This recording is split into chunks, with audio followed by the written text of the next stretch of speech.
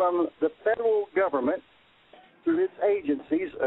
They funnel them through the Department of Energy, but they precisely come from the Department of Defense because it is a military scheme.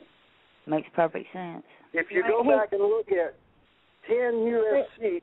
2358, the Strom-Thurmond National Defense Authorization Act of 1961, you will find direct relationship connotes or flags that relate to this concept and declarations that is to be used for military experiments of any nature they deem necessary in the interest of national security.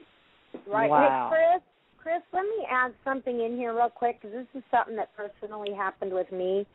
After the tornadoes here last year, about maybe 2 months after, I had received a bill for my electric service that there was absolutely no way I was not running air conditioning, I was not running heater, nothing. And I got, my electric bill showed up $170 higher than what I had received in the peak of winter when I was running space heaters. And, of course, you know, they oh, no, it's correct, da-da-da. Well, I asked them to read again. They didn't do it. They said they would, but they never did.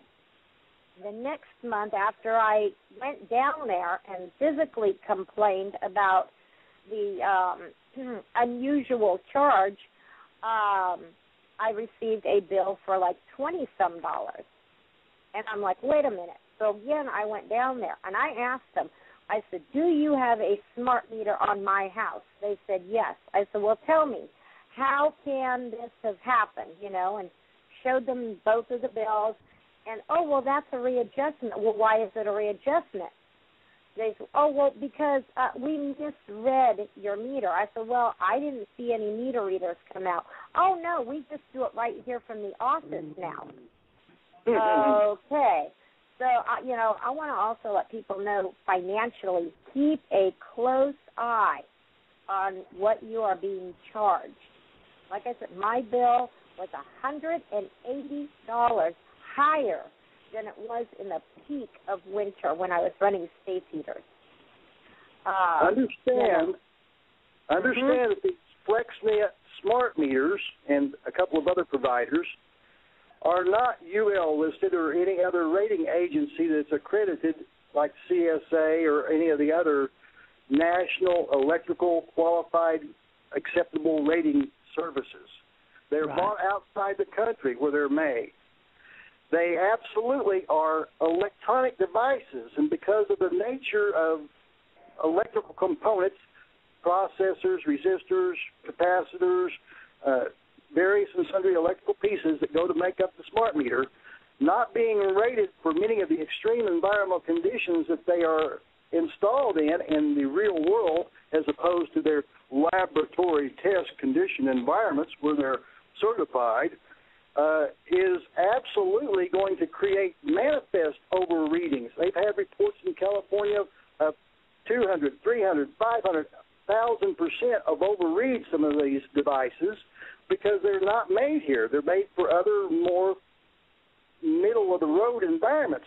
Here in Las Vegas and Arizona and the desert Southwest, it is uncommon to see temperatures that will exceed 120 degrees and for sure 100 degrees for 30, 40, 50 days straight.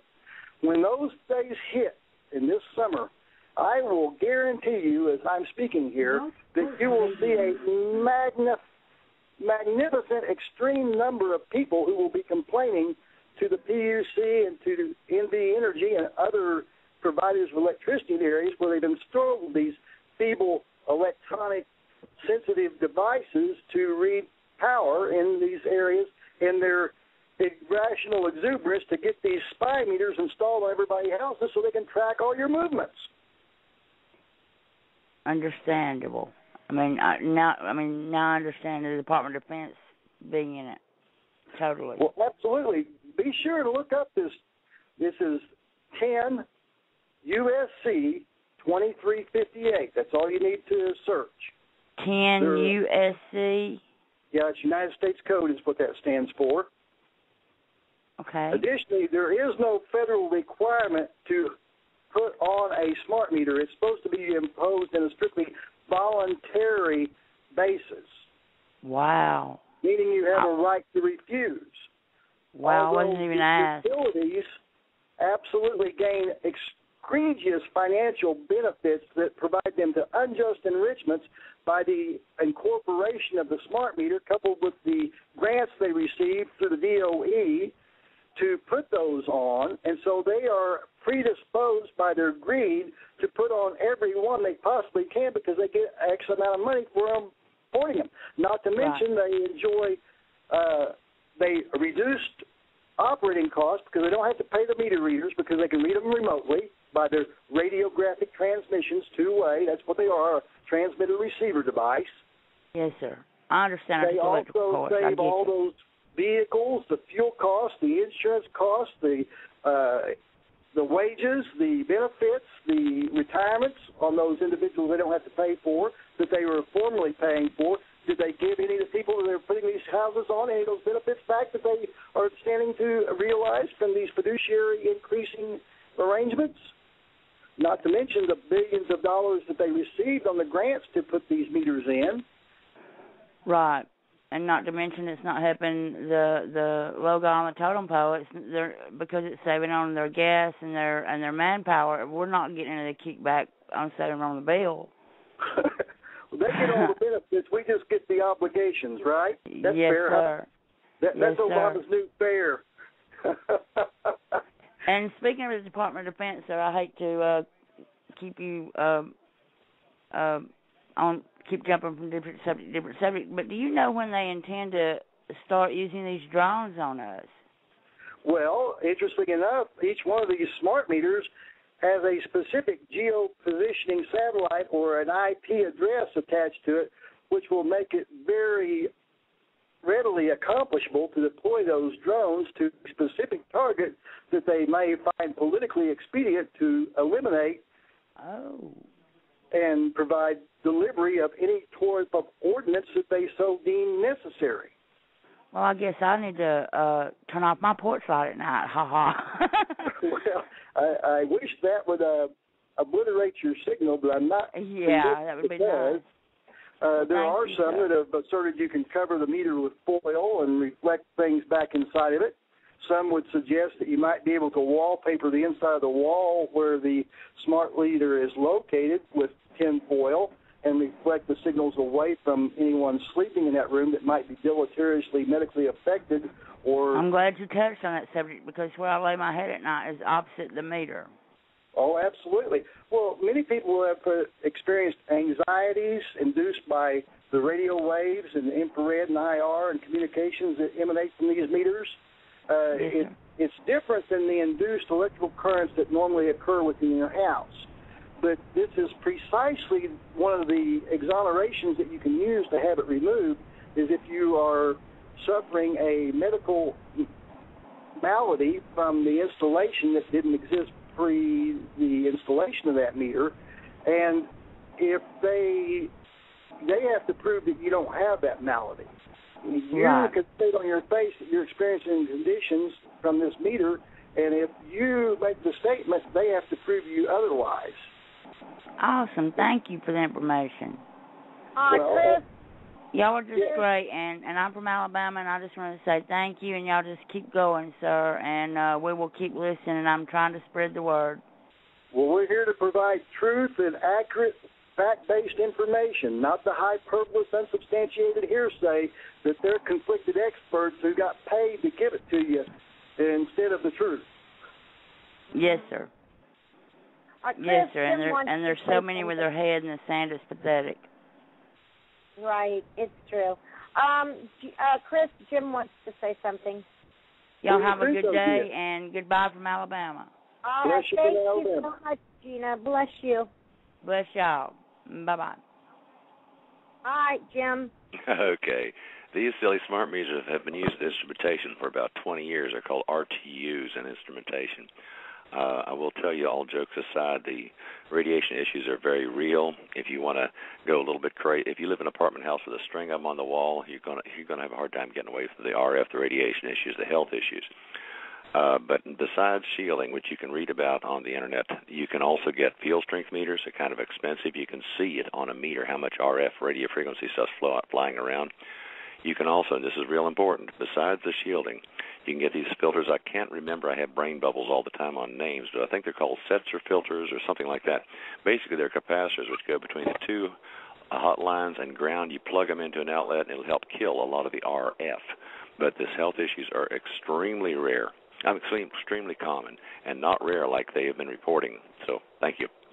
Say, Jim, it's probably important to bring out that one of the false pretensive claims that they use to support the installation of these smart meters is that they don't radiate any mass amounts of RF or other IR or other forms of radiation. However, they use a 24-hour computation as opposed to looking at the incremental transmissional rates when they're transmitting the information, which happens, I think it's every 15 or 12 minutes, somewhere around there. So 4 or 5 times an hour or 6 times an hour, they're in a transmissional burst, which has extreme amounts of radiation associated with it, which is denuded and derated by the 24-hour time computation method. Am I not right? I could not say it better. Well, I was trying to go there earlier, Jim, and you know, you're very knowledgeable in this area too, so let me throw this up for you and see if you don't comport with me. That utility easement goes to the bottom side of your clips. If you don't believe me, if you have the clips burn out, try to get the PUC or the power company to come out and replace them. They will not do so. They'll tell you you have to get a licensed electrical professional, if you're not an electrical professional yourself, to come out and perform the repairs on that meter because they don't own it. Well, they can't have it both ways. Either they own it or they don't own it. that is exactly right. And as I said, you couldn't say it better. And I'm extremely thrilled with this program. I'm just going to back out. Well, okay. Right. So their responsibility by their utility easement is to provide service to the lower side of your meter clips, to install the meter, to complete the connection so that you can use that electricity. All right, well, there's a real quick question for you to pop in on, Jim. Listen to this one. If the power comes in on the 60-cycle alternating current sine wave and then returns out on the neutral wave, do we really ever use electricity, or is it just pass through and return back to the grid? Yes, we do. We use a pressure drop in it, but we're not going to go there on it because I've lived, eaten, breathed it all my life. All I'm saying is don't believe the numbers which they came up. They use deceitful methods of reporting it, and they do punch out quite a bit of power intermittently. And look into the filters because particularly if you live in an apartment somewhere with a string of them. So I'll just kind of back out. Thank you all. Right. Anita, I want to go ahead and give you a few minutes to kind of wrap up here, with today's information regarding our relocalization. And we got about maybe 7 minutes for you, and then I'm going to let Chris do the same, and we're going to have to bug out. Thanks, Deidre. I'd be happy to. On that website, Relocalize Ohio-Franklin County, we're gonna try. Deidre and I had talked about perhaps going through each and every one of those and building on them as we try to look at what relocalization is going to mean to us, including the media. I mean, when you stop and look in your community and see, do we have a media that we can count on, for instance, to tell the public about smart meters? Mm-hmm.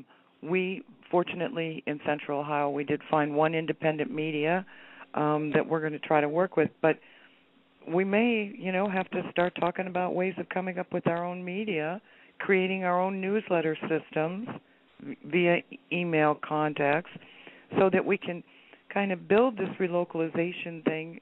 And really what we're trying to do is we're trying to rebuild community.